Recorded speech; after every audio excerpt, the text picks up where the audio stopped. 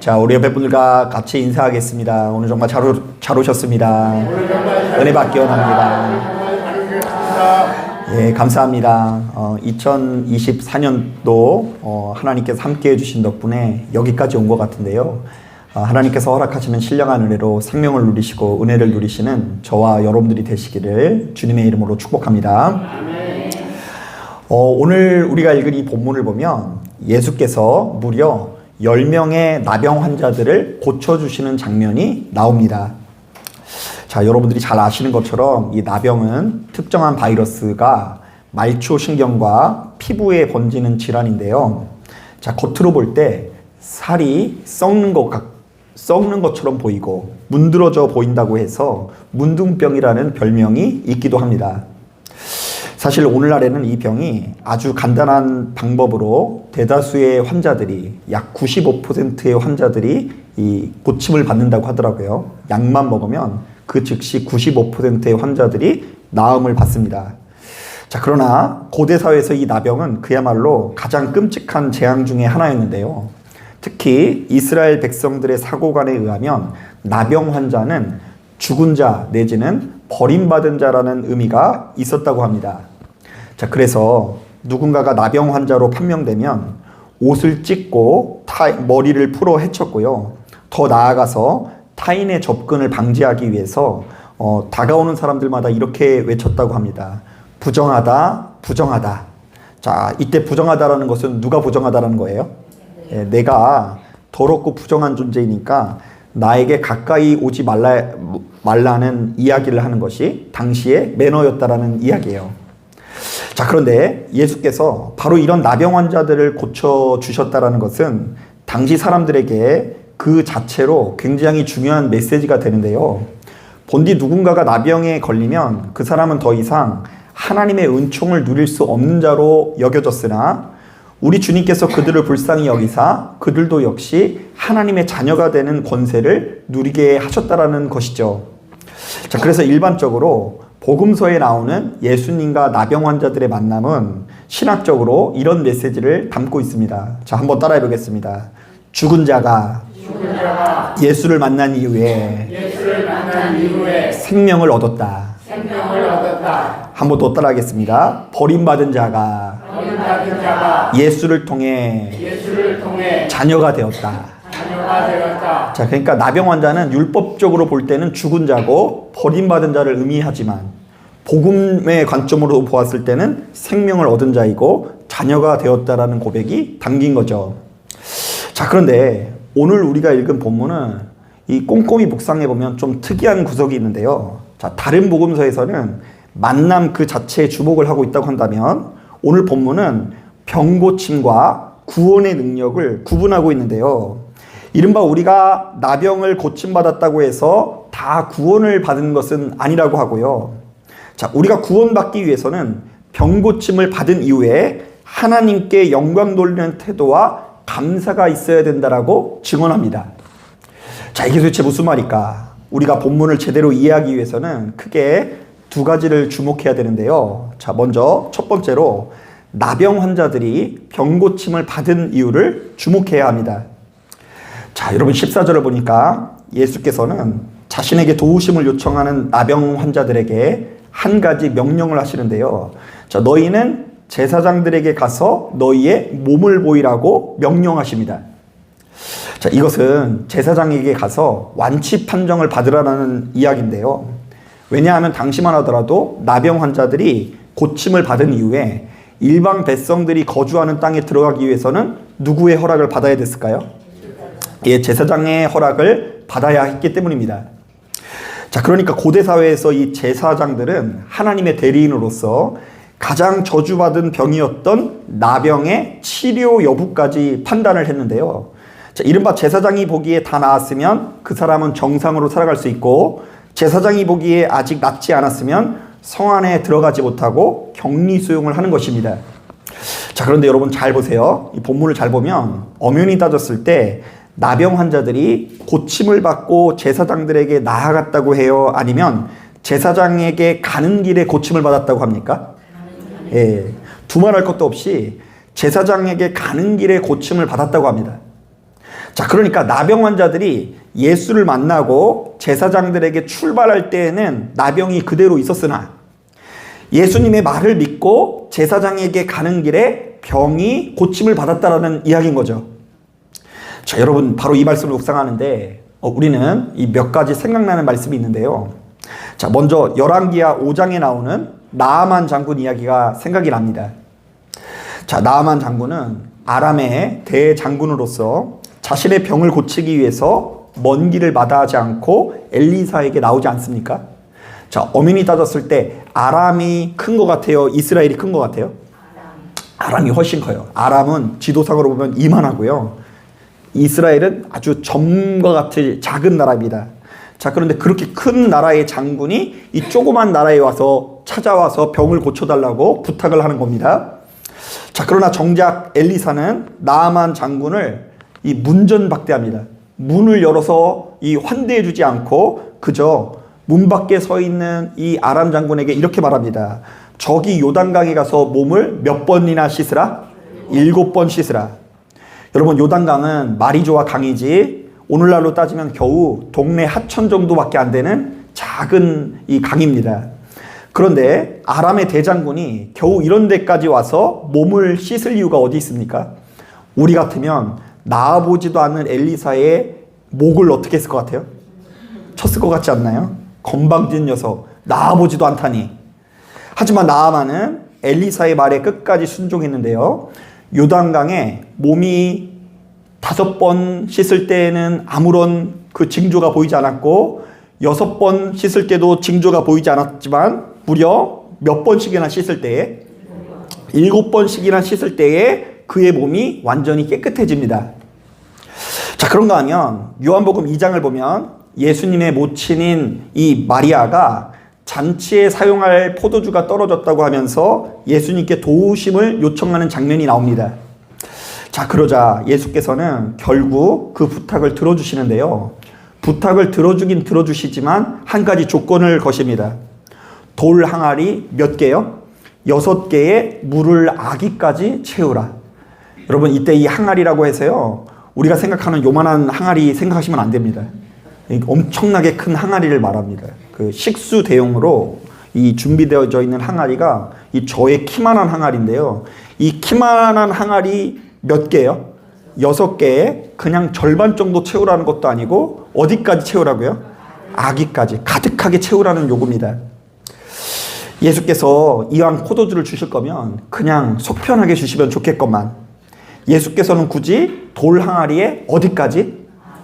아기까지 가득 채우라고 명령하시는데요. 일꾼들이 바로 이러한 명령에 끝까지 순종할 때에 이 한 바가지 넣었더니 포도주가 조금 되는 것 같고 2바가지 넣었더니 이 조금 더 색깔이 진해지는 것 같고 이러면 신바람이 날 텐데 5 항아리가 채울 때까지 6 항아리의 절반까지 채울 때까지는 아무런 변화가 없다가 끝내 몇 가지 채웠을 때요? 8 항아리에 아기까지 채웠을 때에 물이 변하여 포도주가 되는 역사가 나타납니다. 자, 이 같은 내용을 묵상해 보면 우리가 병고침을 받고 고통에서 벗어나기 위해서는 하나님께 끝까지 순종하는 자세가 필요할 것 같은데요. 이른바 요단강에 몸을 담근 채 어쩌다 한두 번 씻어보는 정도가 아니라 주님께서 명령하신 대로 7번 씻어낼 때에 병고침을 받을 수 있고요. 또한 어쩌다 항아리 한두 병 채우는 정도가 아니라 주님께서 명령하실 때에 주님께서 요구하시는 분량이 채워졌을 때에 돌 항아리 6개의 물을 아기까지 채웠을 때에 물이 변하여 포도주가 되는 역사가 나타난다는 이야기입니다. 자, 사랑하는 여러분, 바로 이 말씀을 붙들고 주님의 명령에 끝까지 순종해서 우리에게 번번이 큰 고통을 주는 영적인 나병에서 벗어나서 자유함을 누리실 수 있는 저와 여러분들이 되기를 주님의 이름으로 축복합니다. 아멘. 자, 그런가 하면 두 번째로 우리는 나병 환자들이 구원받은 자로 인정받는 순간을 우리가 좀 주목해 볼 필요가 있는데요. 사실 우리 주님께서는 병고침을 받은 10명의 나병 환자들을 모두 다 구원받은 자로 여겨주신 것이 아니라 이 중에 겨우 몇 사람을 구원받은 자로 여겨주시죠? 한 사람으로 인정해 주십니다. 자, 우리 다 같이 15절부터 16절 말씀 천천히 한번 읽어보겠습니다. 시작. 그 중에 한 사람이 자기가 낳은 것을 보고 큰 소리로 하나님께 영광을 돌리며 돌아와 예수의 발 아래에 엎드려 감사하니 그는 사마리아 사람이라. 자, 말씀을 보니까 주님께서는 나병 환자들이 병 고침을 받은 이후에 다시 돌아와서 어떤 태도를 보였는가를 주목하시는데요. 이른바 그들이 다시금 돌아와서 하나님께 영광 돌릴 때에, 예수님의 발 앞에 엎드려 감사할 때에 바로 그런 사람들을 구원받은 자로 여겨주셨다라는 것입니다. 자, 이런 점에서 예수 믿는 우리들에게는 병 고침을 받는 것도 중요하지만 그 이후에 드러나는 태도가 중요한데요. 이른바 내가 예수를 만난 이후에 어떤 삶의 변화가 나타났는지를 추적해 볼 수 있어야 한다는 이야기입니다. 자, 그런데 만약 우리가 어떤 큰 표적을 보고도 주님께 다시 돌아와 영광을 돌리지 않는다고 한다면 여전히 세상에 망령되고 허탄한 육체의 신앙을 쫓고 있다고 한다면 주님께서는 이렇게 말씀하실 것입니다. 내가 분명히 나병 환자 10명을 고쳐주었건만 나머지 9은 어디 있느냐? 내가 분명히 10사람을 만났건만 왜 9은 보이지 않고 결국 한 사람만 남아있느냐? 자, 저는 이런 이야기를 하면 항상 누가복음 11장 말씀이 떠오르는데요. 자, 제가 한번 읽어볼게요. 강한 자가 무장을 하고 자기 집을 지킬 때에는 그 소유가 안전하되 더 강한 자가 와서 그를 굴복시킬 때에는 그가 믿던 무장을 빼앗고 그의 재물을 나누느니라. 자, 여기서의 집은 우리의 심령 내지는 마음을 일컫는데요. 자, 그런데 바로 이 집의 주인이 강해야 그 소유와 재물이 안전하다고 합니다. 자, 왜냐하면 그 집 주인이 강하지 않으면 더 강한 사람이 와서 약탈을 할 수 있기 때문입니다. 자, 실제로 그 밑에 보면 우리의 심령에 주인이 분명하지 않을 경우에 나타나는 현상을 이렇게 소개합니다. 한번 들어보세요. 더러운 귀신이 사람에게서 나갔을 때에 물 없는 곳으로 다니며 쉬기를 구하되 얻지 못하고 이에 이르되 내가 나온 내 집으로 돌아가리라 하고 가서 보니 그 집이 청소되고 수리되었거늘 이에 가서 저보다 더 악한 귀신 7을 데리고 들어가서 거하니 그 사람의 나중 형편이 전보다 더 심하게 되느니라. 자, 우리가 어쩌다 한두 번 기도해서 귀신이 떠나갔다가도 바로 그곳에 주인 되신 예수님께서 부재한 것을 보고 돌아오면서 뭐라고 한다고요? 와, 여기 깨끗하고 청소되어 있는 거 보니까 너무 좋다 하면서 더 악한 귀신 몇 명을 데리고 돌아간다고요? 7을 데리고 돌아가서 이전보다 훨씬 더 괴로워진다라고 진단합니다. 자, 그러니까 많은 사람들이 지금 내 심령 가운데 뭐 사단이 있네 없네 이런 것을 논하고 있지만 실제로 그것보다 더 중요한 것은 내 심령의 주인이 누구인가가 중요한데요. 지금 내 심령의 주인 되시는 분이 누구여야 한다고요? 예수 그리스도가 있을 때에 우리가 세상에 망령되고 허탄한 신화를 버리고 예수를 나의 구주 삼고 생명을 누릴 수 있다라고 증언하고 있는 것입니다. 여러분, 2007년도에 개봉한 영화 중에 그 행복이라는 영화가 있는데요. 그 유명한 황정민 씨와 임수정 씨가 주연을 맡아 크게 화제가 된 작품입니다. 자, 그런데 바로 이 영화의 내용을 보면 감독은 바로 이러한 문제의식이 아주 강했던 것 같은데요. 서울에서 클럽을 운영하며 자유분방한 생활을 즐겨온 남자 주인공이 있었는데 이 역할을 황정민 씨가 하게 됩니다. 자, 그런데 이 사람이 그 1년 12달 얼마나 방탕하게 살았는지 운영하던 가게도 결국 망하게 되고요. 애인에게도 버림받고요. 설상가상으로 간에 큰 병에 걸려서 생명의 위협을 받기도 합니다. 자, 그래서 치료를 받기 위해서 산중에 있는 요양원에 들어가는데요. 거기서 중증 폐질환 환자지만 그 누구보다 밝고 낙천적인 은희라는 여인을 만나게 됩니다. 이때 은희는 강은희 권사님을 말하는 게 아닙니다. 그 배우 은희를 만나게 됩니다. 그리고 둘은 함께 동거를 하면서 가정을 꾸리게 되는데요. 가만히 보면 간이 아프고 폐가 아픈 사람, 그 와중에도 사랑이 피어나나 봐요. 그래가지고 이 둘이 이제 가정을 꾸리게 되는데 은희의 극진한 돌봄 속에서 이 남자 주인공이 건강을 되찾게 됩니다. 그 폐가 안 좋은 사람이 이 산을 다 돌아다니면서 약초를 캐고 건강한 삶을 살도록 유도를 해가지고 이 황정민 배우를 건강하게 완치시켜요. 그런데 이게 웬일입니까? 그 황정민 배우가 건강해지고 나니까 시골에서 사는 게 재미가 있어요, 없어요? 없어가지고 그 자신을 지금껏 살려준 은희를 버리고 서울로 돌아가는데요. 과연 건강을 회복한 남자 주인공은 이후로 어떻게 됐을까요? 자, 아주 당연한 이야기겠지만 그는 이전에 방탕한 삶으로 돌아가 다시금 간의 병이 재발하게 되었고 또다시 시골 요양원으로 돌아오게 되는데요. 하지만 그때 은희는 폐질환이 악화돼서 죽음을 목전에 둔 상태였습니다. 그래서 이제 아무 말도 못하는 이 은희라는 여인이 황정민 배우의 손을 꽉 잡아줍니다. 잡았다 이런 표현인 것 같아요. 결국 남자 주인공은 자신에게 가장 진실한 사랑을 베풀던 은희도 잃고 건강도 잃고 후회의 눈물을 흘리면서 영화는 끝이 납니다. 자, 아마도 감독이 말하는 이 행복은요, 잠시 잠깐의 행복이 아니라 진실한 사랑을 의미했던 것 같은데요.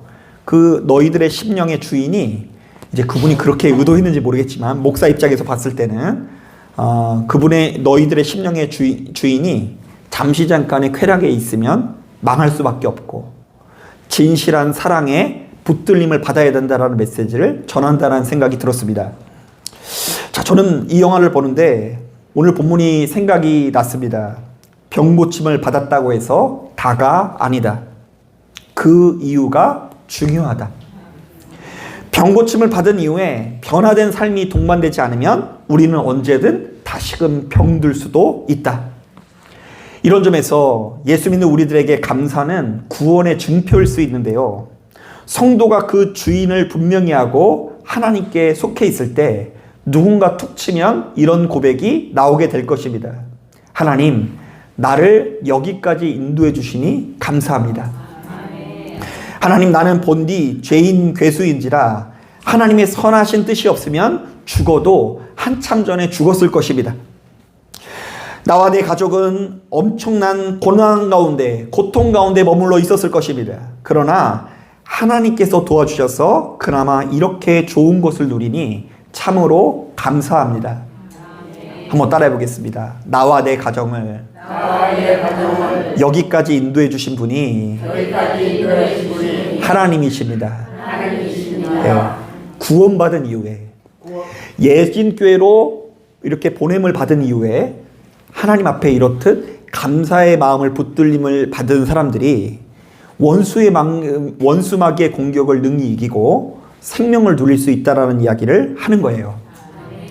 바로 이런 차원에서 하나님께서는 성도의 진심 어린 감사를 그 무엇보다 귀한 예배의 재료로 삼으신다고 하는데요. 시편 50편 23절을 보니까 이런 말씀이 있습니다. 감사로 제사를 드리는 자가 나를 영화롭게 하나니 그의 행위를 옳게 하는 자에게 내가 하나님의 구원을 보이리라. 또한 시편 69편을 보니까 이런 말씀이 있습니다. 내가 노래로 하나님의 이름을 찬송하며 감사함으로 하나님을 위대하시다 하리니 이것이 소 곧 뿔과 굽이 있는 황소를 드림보다 여호와를 더욱 기쁘시게 함이 될 것이라. 자, 사랑하는 여러분, 여러분들은 어떠십니까? 지난 날을 돌아볼 때 나를 여기까지 인도하신 하나님을 향한 감사가 있습니까? 자, 돌이켜보면 너무나 어리석고 죄인 개수였던 우리들이 하나님의 은혜로 지금 이렇게 인생의 지혜를, 하나님의 도를 깨닫게 된 것에 대한 감사가 있으세요? 이것을 좀 진작에 알았으면 좋았겠다. 하루라도 더 빨리 알았으면 좋았겠다. 그런데 지금이라도 하나님 알게 하시니 감사합니다.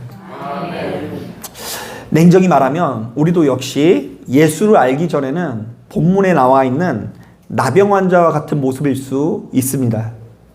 살아도 산 것 같지 않은, 나는 살아있다라고 주장하는데 하나님께서 보셨을 때는 살아있지 않은 것 같은 나병 환자의 모습을 하고 있을 수 있어요. 여러 가지 상처로 인해서 찢기고 상하고 그야말로 보이는 것은 고름밖에 없는 인생일 수 있어요. 그 어떤 소망도 없는 칠흑 같은 어둠 속에서 하루하루 우리도 역시 큰 고통 가운데 머물러 있을 수 있다는 것입니다. 하지만 이런 우리들이 하나님의 은혜로 어둠을 벗어나 광명을 누리게 되었고요. 또한 우리를 고통스럽게 만드는 여러 가지 다툼과 분쟁을 넘어서 사랑하며 용서하는 삶을 살게 되었는데요. 자, 이것이 얼마나 놀랍고 대단한 변화인지 모릅니다. 바로 이것이 죽어있던 우리가 생명을 누리게 된 것인데요. 돈과 권세가 생명인 자는 도무지 공감하기 어려운 진리 중에 진리입니다. 자, 바로 이런 차원에서 예수 때문에 생명을 누렸다라고 고백하는 우리들에게는 감사와 기쁨이 넘쳐날 수밖에 없는데요.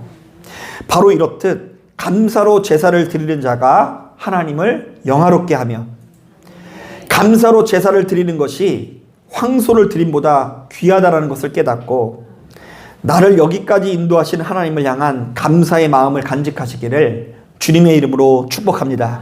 아멘. 자, 기도하겠습니다.